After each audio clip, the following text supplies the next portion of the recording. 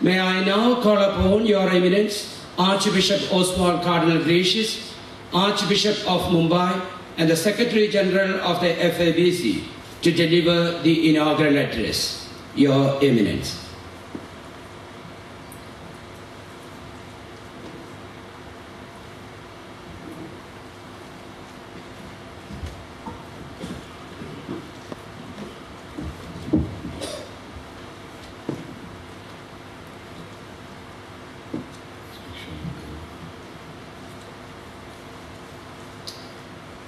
I want to make sure I'll be on time.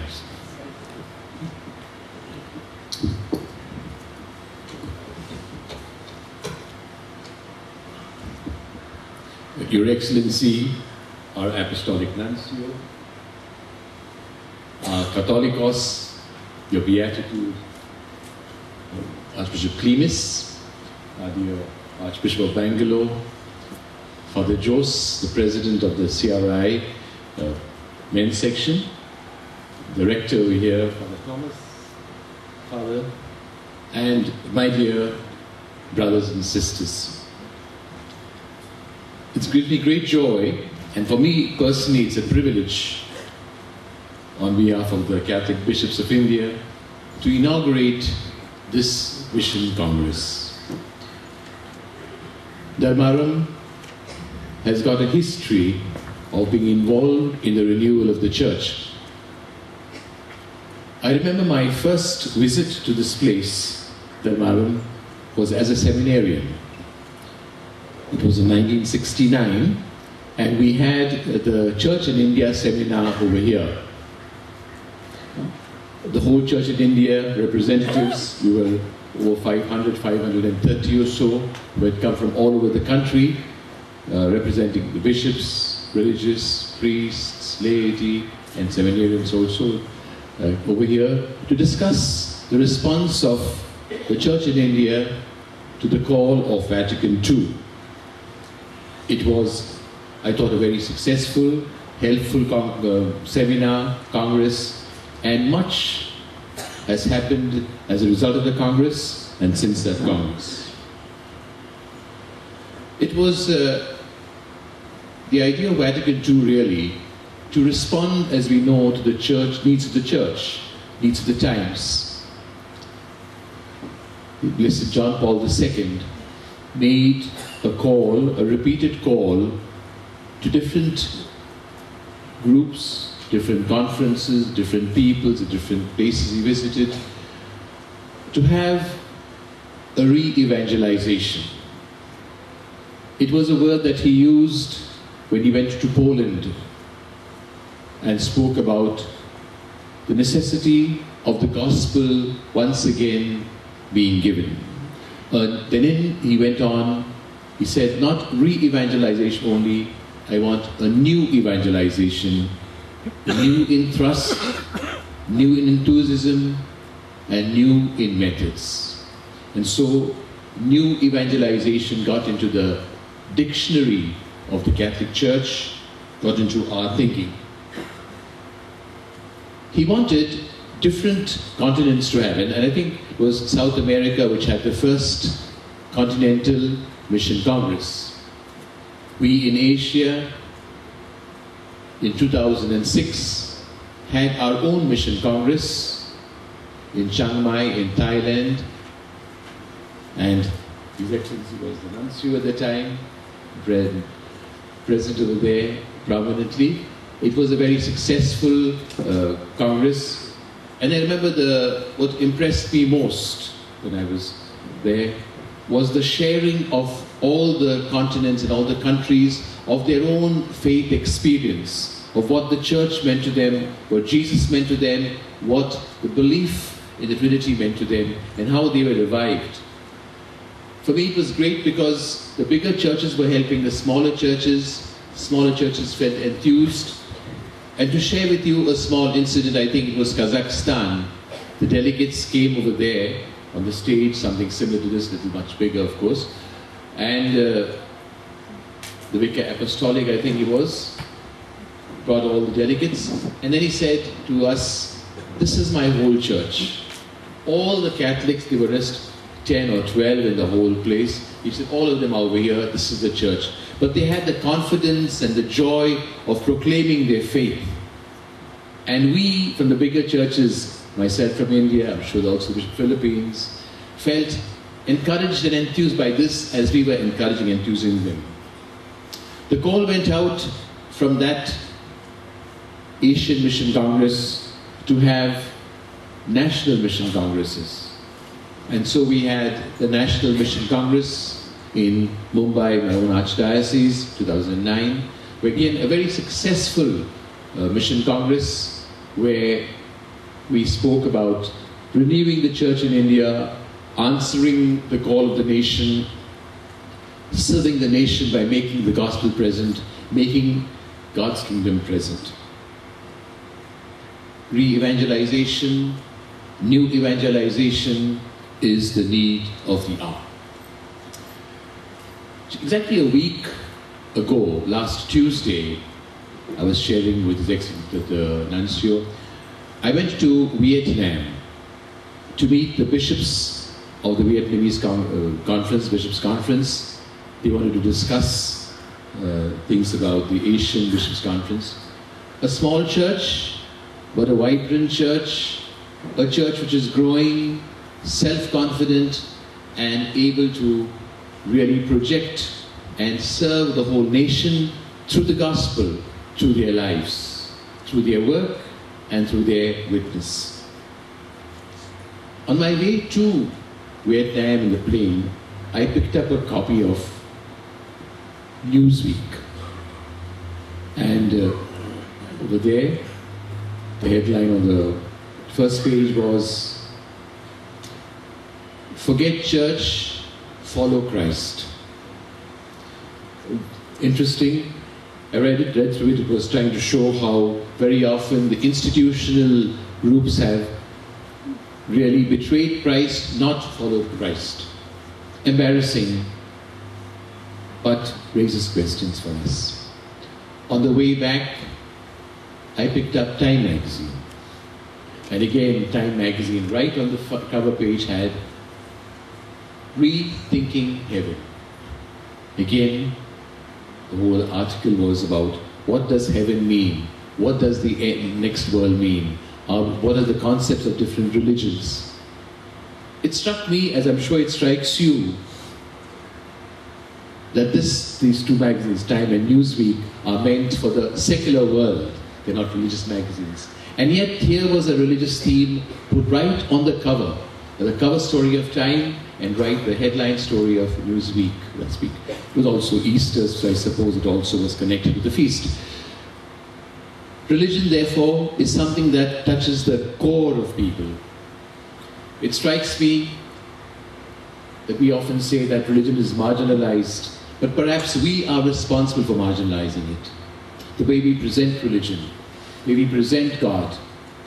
And the question to me, which struck me very forcefully when I read that, "Forget church, follow Christ," was, have we, who are His representatives, who are the face of the church, have we let down Christ by not showing the right face of Christ? This, I think, is the challenge to us in new evangelization. Pope John the 23rd had a vision of opening the doors and answering to the Vatican Council the call of the people, the needs of the people. He was succeeded by Paul VI, who traveled extensively, 9 countries he went.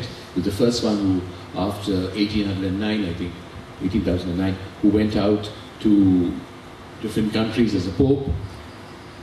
But he, again, in Evangelii Nunciandi, gave a very, very scholarly presentation of what evangelization means. And when John Paul II came, this was practically the theme of his pontificate. Nolite temere, do not fear. Open the doors to Jesus. That was, I remember, I was a student when he was inaugurated. I remember his first speech in Rome. Do not fear, spalancate, open the doors to Christ. Let Him enter.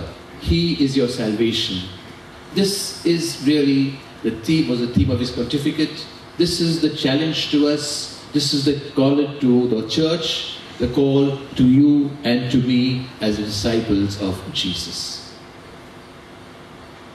Benedict XVI has continued in the very same line, speaking of the need of an evangelization, speaking of the need of answering the questions of people, the aspirations of people, trying to make the world a better place, which Jesus came to do through the gospel.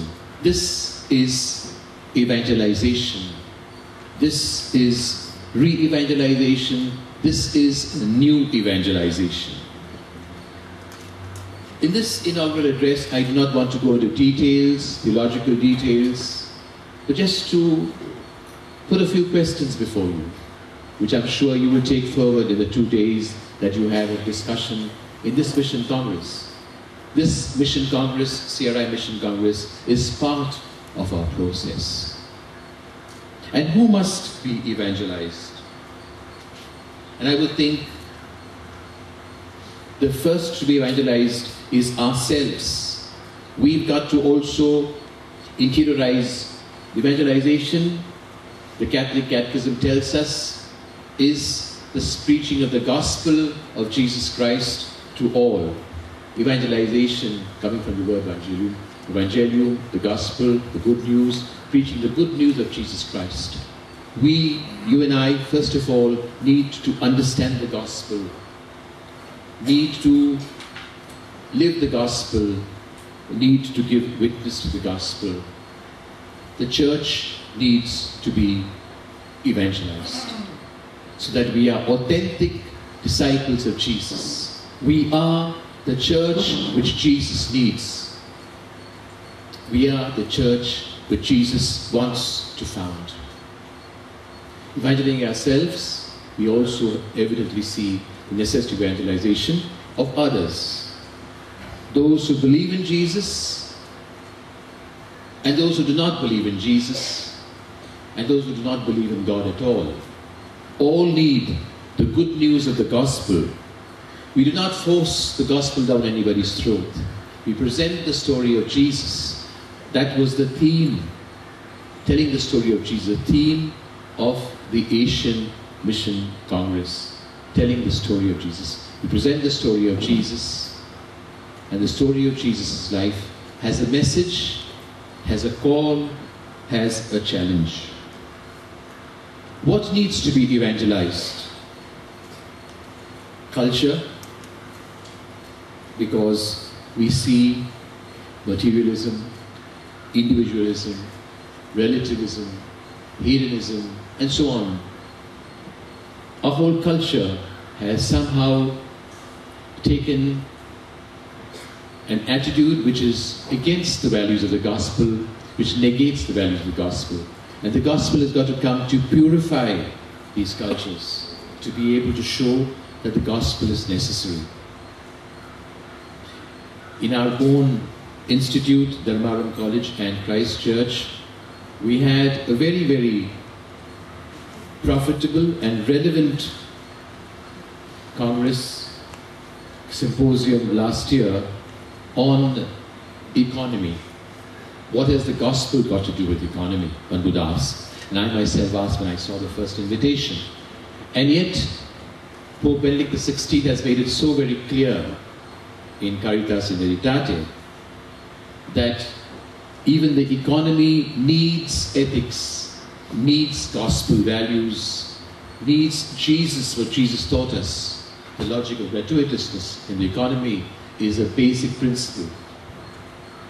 When the whole of the world's economy was in crisis, it still is not completely out of the woods, Pope Benedict XVI was the first to directly address the problem. I think the G8 was meeting in Italy at the time, at the place where the earthquake took place, L'Aquila. And addressing them, he released this document at that time, and he spoke of the necessity of ethics, of gospel values, even in economics.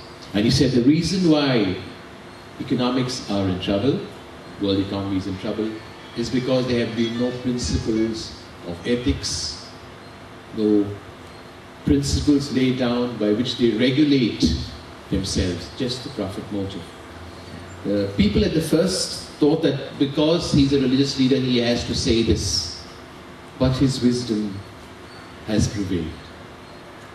Sometime, a few months back, in Mumbai, we had a meeting of 20 CEOs of multinationals to discuss just the same topic, the necessity of ethics in economics. I was invited to speak, and I was surprised that all non-Christians, saw the necessity of ethics in economics. This is evangelization. This is making the gospel present in another area. Civic and political life. All of us have seen in our own country the great demand for a corruption-free administration, the great yearning of the people for cleanliness in government. The whole country seemed to have a wave, and even the international world press and the world media noticed it, sat up, took notice, and commented on it. This is evangelization.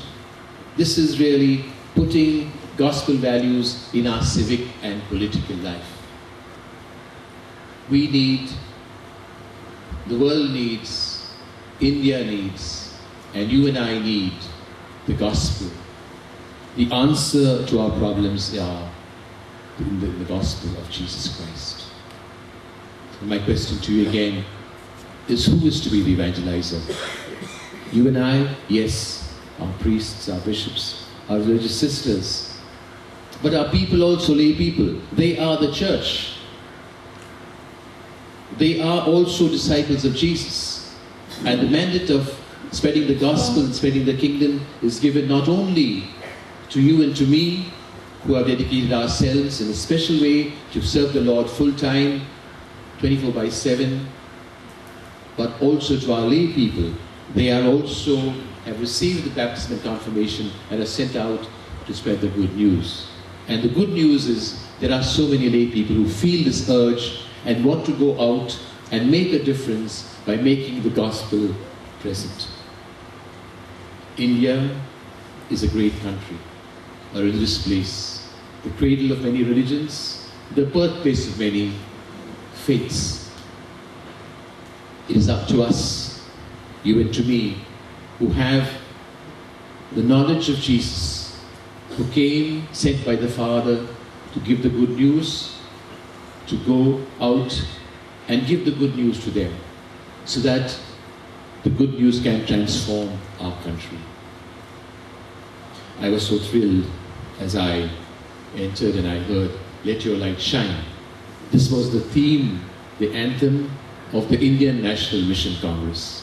And so your Mission Congress is a continuation of the Indian National Mission Congress, of the Asian Mission Congress. It's a continuation path of a pilgrimage that we are going.